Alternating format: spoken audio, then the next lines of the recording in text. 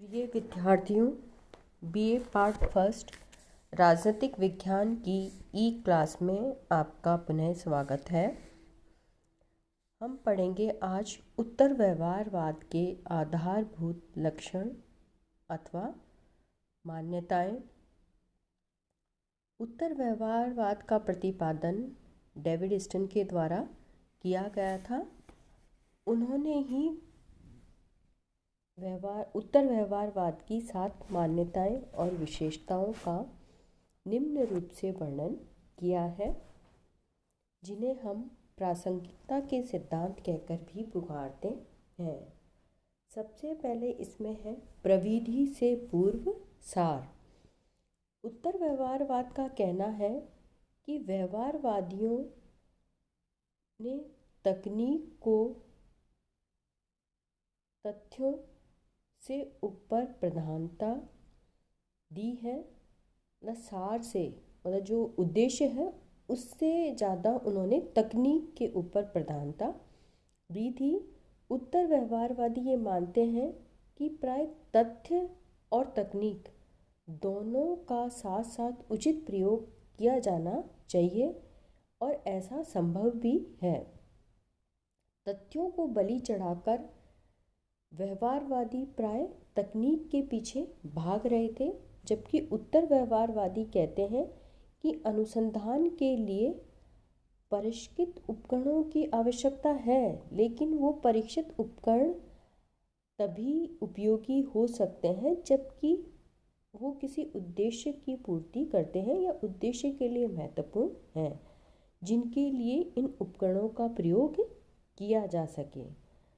उत्तर व्यवहारवादियों के अभिमत में व्यवहारवादियों को चाहिए कि वे महत्वपूर्ण समसामयिक सामाजिक समस्याओं के साथ शोध की जो प्रासंगिकता है वो स्थापित कर सकें। यदि यह करने के मार्ग में, ये मान लो शोध और तकनीक में से शोध अगर या जो तकनीक है वो किसी उद्देश्य के लिए बाधक है, तो हमें उद्देश्य को नहीं छोड़ना चाहिए बल्कि तकनीक को छोड़ देना चाहिए, उसको बदल लेना चाहिए। तो इसका मतलब ये है कि प्रविधि से पूर्व सार के उद्देश्य महत्वपूर्ण है किसी भी तकनीक से। दूसरा है सामाजिक परिवर्तन पर बल। जो व्यवहारवादी थे वो परिवर्तन के विरोधी थे या वो परिवर्तन नहीं चाहते थे, उनकी विचारधारा में एक रूढ़िवादिता थी। लेकिन जो उत्तर व्यवहारवादी हैं वो व्यापक मूल्यों के संदर्भ में परिवर्तन का समर्थन करते हैं।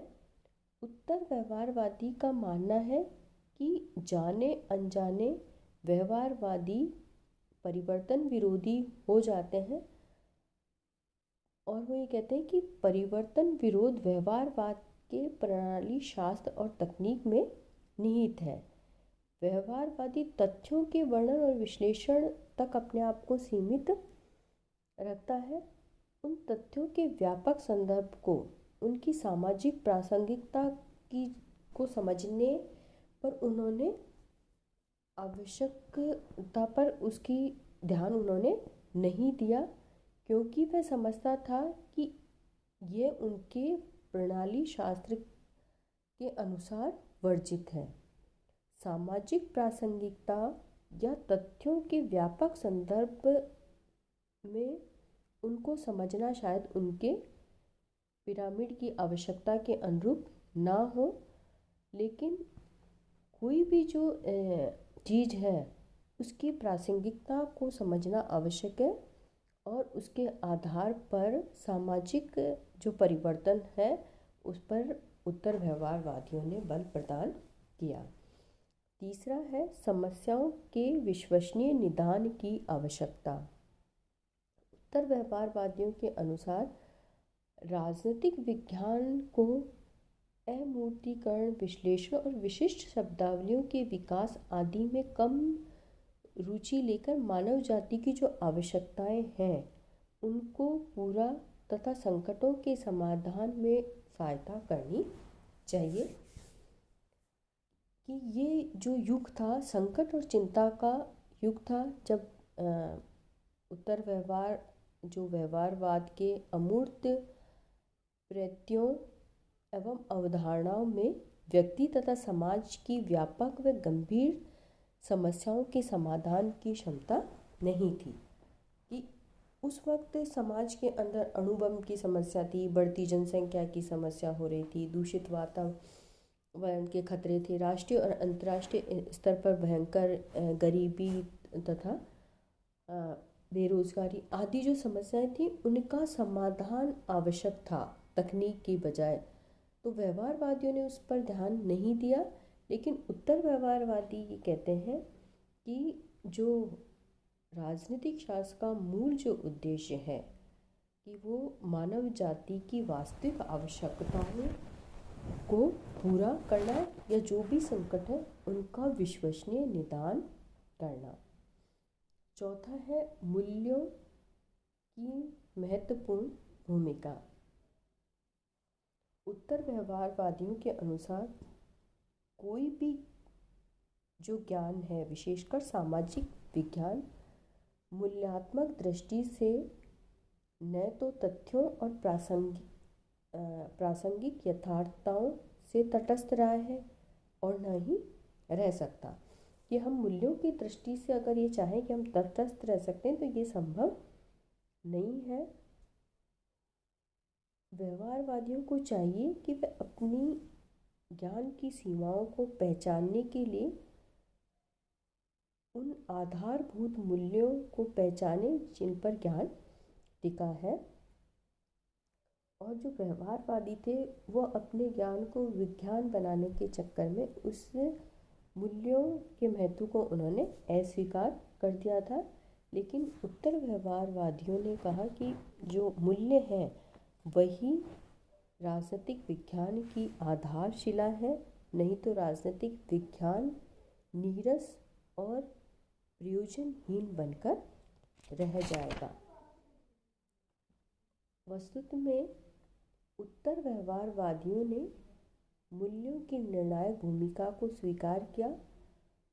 वे इस बात पर बल देते हैं कि यदि कोई ज्ञान का सही प्रयोजन के लिए प्रयोग लाना है तो मूल्यों को उनकी केंद्रीय स्थिति प्रदान करनी होगी। पांचवी विशेषता है बुद्धिजीवियों की भूमिका।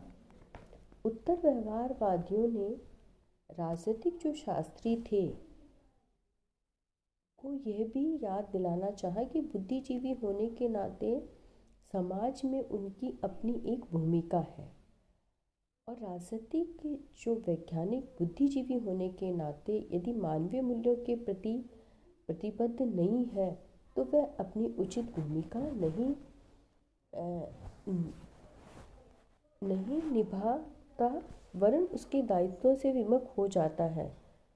सभ्यता के मानव मूल्यों के संरक्षण में अधिक से अधिक प्रयत्नशील होना उनका मुख्य उत्तरदायित्व है। कि मतलब जो भी बुद्धिजीवी हैं उनका ये नैतिक या सामाजिक दायित्व है कि वो अपनी उचित भूमिका को निभाएं और उसके द्वारा कार्य करें।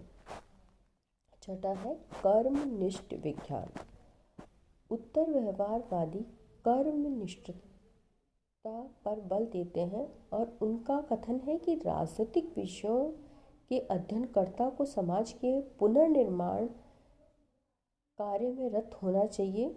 उनका मत है कि ज्ञान व्यवहारिक रूप से सार्थक होना चाहिए। यदि कोई ऐसा ज्ञान है कि जो व्यवहारिक नहीं है तो उसका ज्ञान का कोई महत्व नहीं है। कि ज्ञान ऐसा होना चाहिए जिससे कि समाज के अंदर उसका कोई उपयोगिता हो।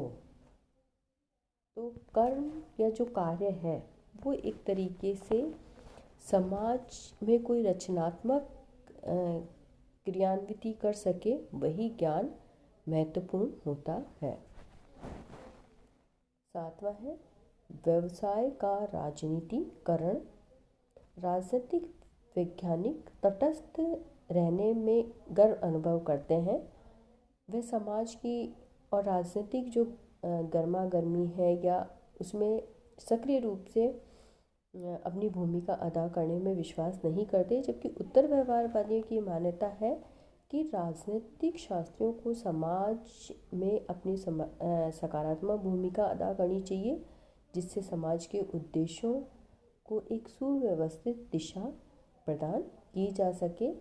अतः बुद्धिजीवियों के संघ और समुदाय, यहाँ तक कि विश्वविद्यालय को भी मानव मूल्यों की रक्षार्थ संघर्ष के मैदान में आना चाहिए।